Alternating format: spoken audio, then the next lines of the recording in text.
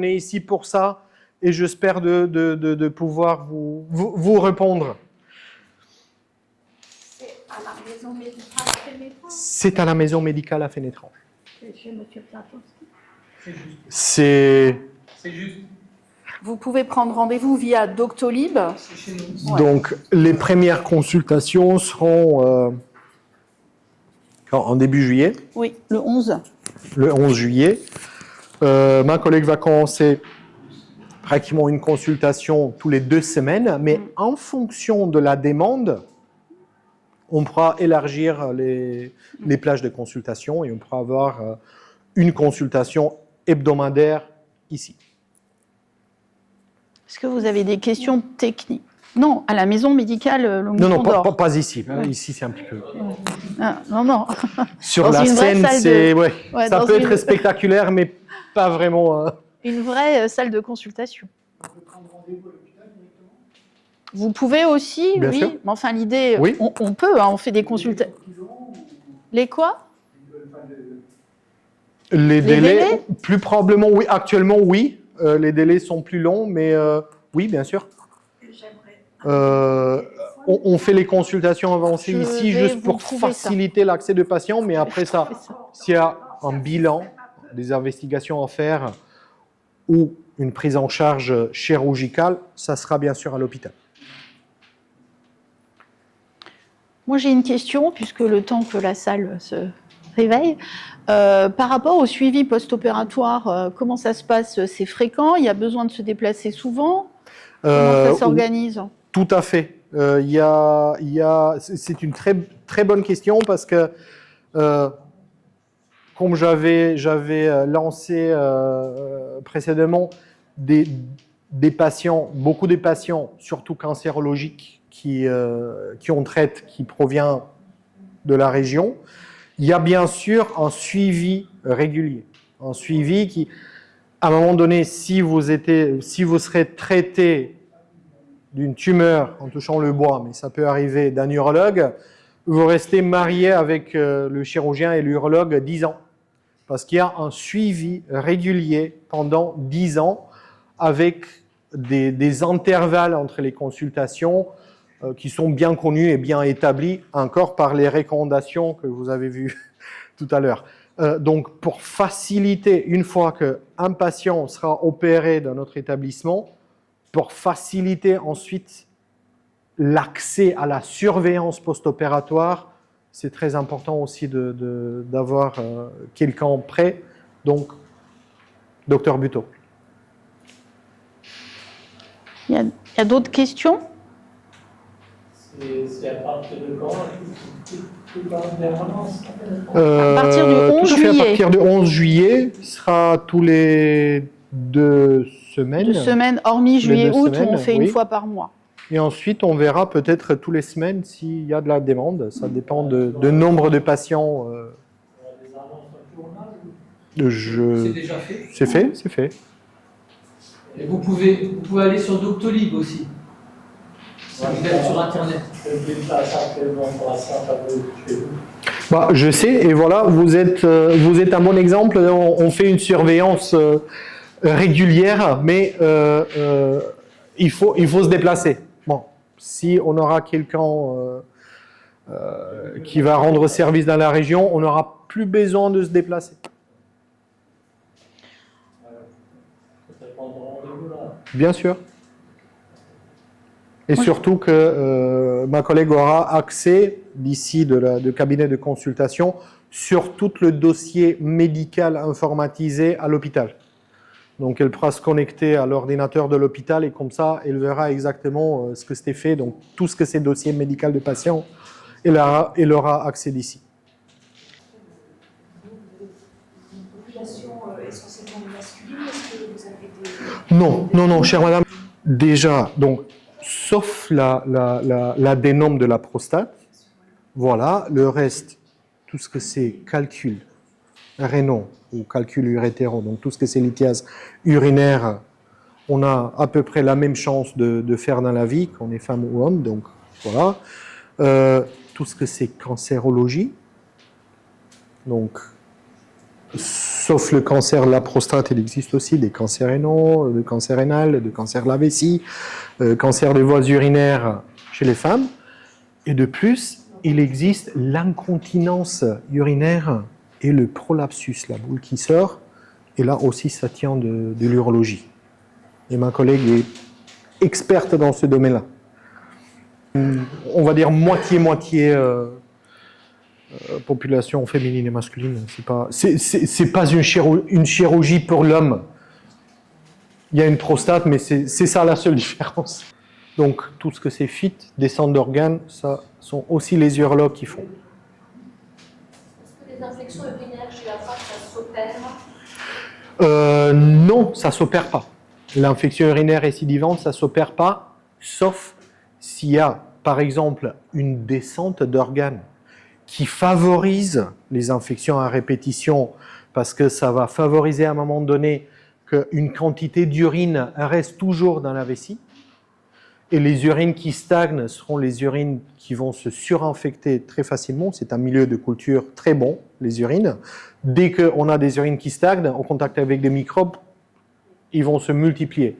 Donc, sauf s'il y a un motif chirurgical ou un motif anatomique, une descente ou quelque chose d'autre qui favorise les infections urinaires, non, on n'opère pas. On traite. C'est un traitement médicamenteux. Mais par contre, une infection qui est ajoutée à une autre pathologie, par exemple, si on fait une colique néphrétique, ça veut dire un calcul qui est en train de descendre dans l'urtère, qui se bloque, qui se coince, qui va bloquer le coulement naturel des urines. Le rein va commencer à se gonfler et ça va donner cette forte douleur qui s'appelle colique néphrétique et qui apparemment en intensité est comparable avec un accouchement. Qui a souffert à un moment donné un accouchement ou une colique néphrétique, ou les deux, pourra faire Moi, j'ai eu la colique néphrétique, pas encore l'accouchement. Mais là, oui, si on va associer une infection urinaire, donc la fièvre, à cette colique néphrétique, là, ça devient une urgence pour opérer. Par rapport à l'effet quand on accueille une colique néphrétique simple, avec un petit calcul qui a une chance de sortir toute seule, de parcourir l'urtère et de tomber dans la vessie, là, il n'y a pas vraiment l'indication d'opérer. Et s'il n'y a pas de descente d'organes, est-ce qu'il y a quand même des symptômes gynécologiques pour les infections urinaires? Gynécologique, pas vraiment. Sont deux symptômes. Ça dépend ce que vous voulez dire sur des symptômes. De Infection urinaire à répétition. Infection urinaire à répétition, c'est un symptôme urologique, donc ça tient de la vessie. Ça ne tient pas de la partie gynéco, donc ça veut dire du vagin et de l'utérus.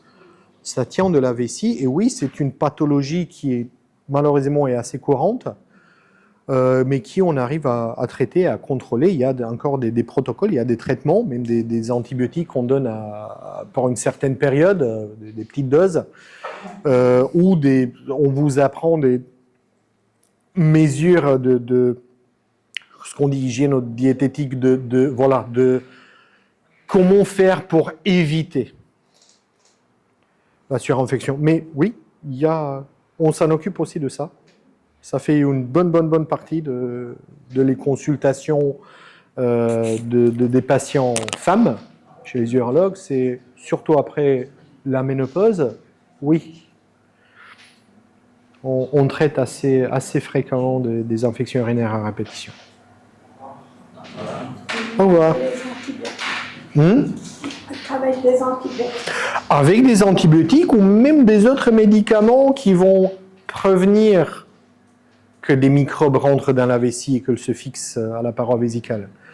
Donc il y a un traitement pour l'infection, il y a un traitement de prévention, quelque chose qu'on va faire pour ne plus avoir des infections urinaires à répétition. Mais ça, voilà, il n'y a pas, malheureusement, il n'existe pas la solution miracle, donc un médicament ou un seul geste qui va tout résoudre. Il va falloir faire un diagnostic un petit peu plus précis et en fonction du diagnostic de recommander le traitement adapté. Est-ce qu'une prostate prostate gonflée avec les médicaments, elle dégonfle ou elle reste toujours... Il y a des médicaments qui vont, oui, à un moment donné, rétrécir un petit peu le volume de la prostate. Il y a des médicaments qui vont empêcher la résorption de testostérone dans la prostate, parce que ça fait nourrir l'adénome, et qui, au fil du temps, à partir de 6 mois de traitement, vont baisser le volume de la prostate. Oui, ça existe. Ça peut rester un médicament, enfin un traitement à vie après? Ça peut rester un traitement à vie, oui. Parce que pas tous les patients qui souffrent d'un adénome de la prostate, ça veut dire tous les hommes, à un moment donné, auront besoin d'une chirurgie de la prostate. La grande majorité des patients qui deviennent symptomatiques, ils ont des soucis pour uriner, la grande majorité reste avec un médicament. À vie. Non. Non, non, on opère quand le patient est très gêné ou quand on voit qu'il y a des complications, des modifications irréversibles qui apparaissent au niveau des autres organes de l'arbre urinaire. Ce qu'on appelle la vessie claquée, donc la vessie qui n'a plus la force de lutter contre l'obstacle, là c'est une complication, oui, et ça nécessite une chirurgie. Mais en général, dans la grande majorité, on arrive juste à contrôler avec un médicament comme le bâton à la marche. Si on le prend, ça nous aide. Si on l'oublie, le jour-là, il ne va pas aider. Comment peut-on limiter les calculs rénaux? Là c'est un petit peu plus compliqué. Parce que les calculs rénaux, si vous avez vu, je vais vous montrer un petit peu, j'ai mis à un moment donné la photo avec plusieurs types.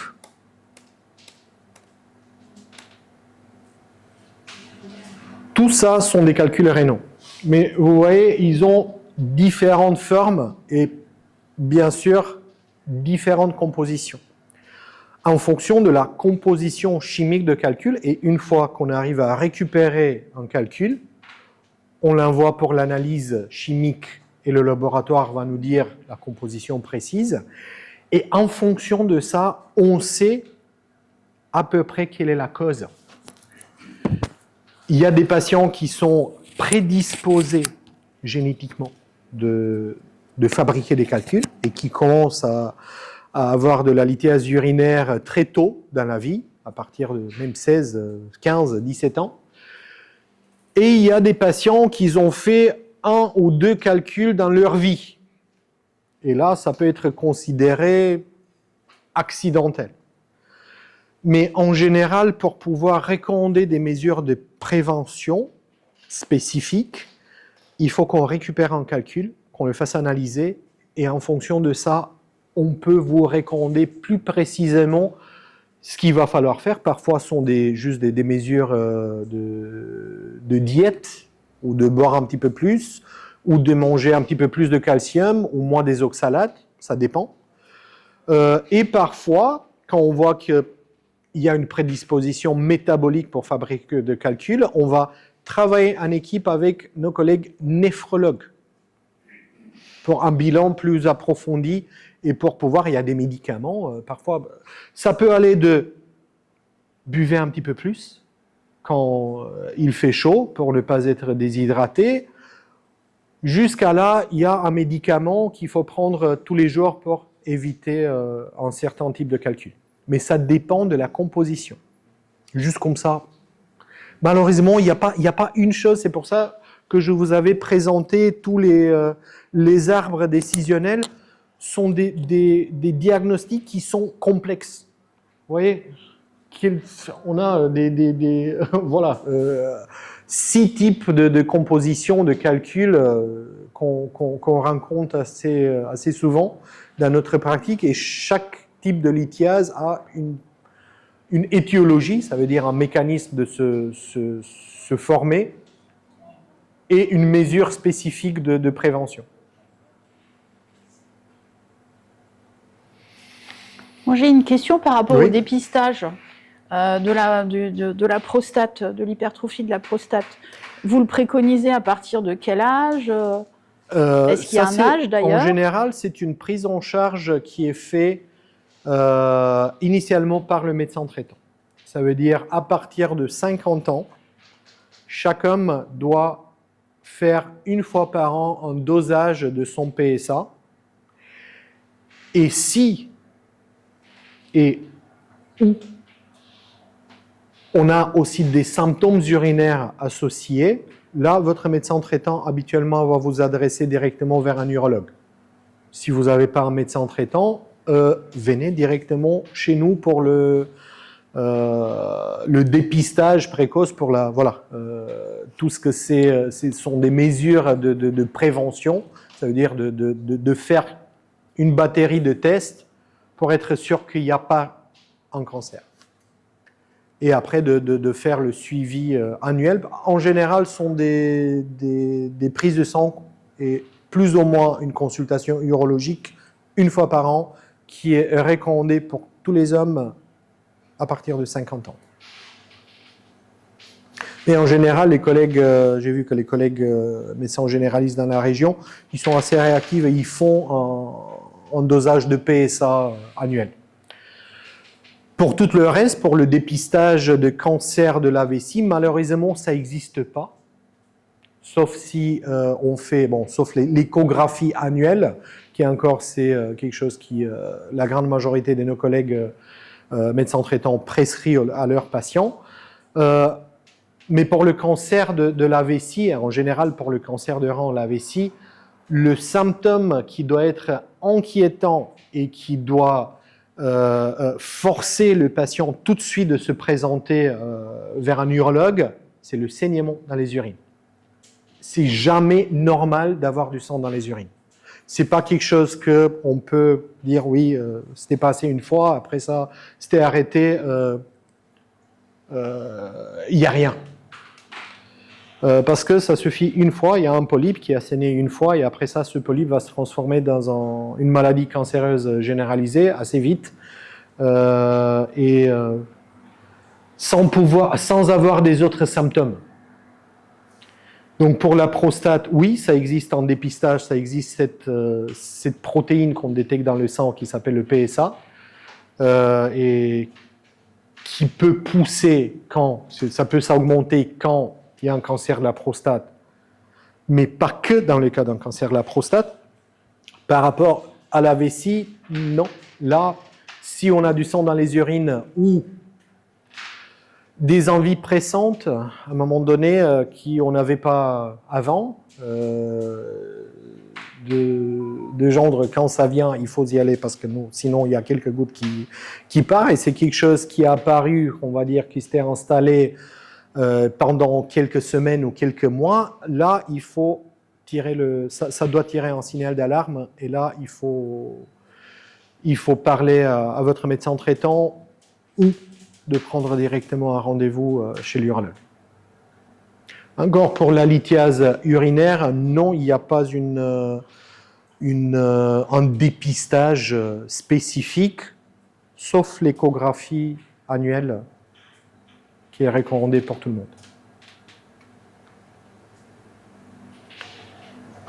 On devrait faire régulièrement une écho de la vessie.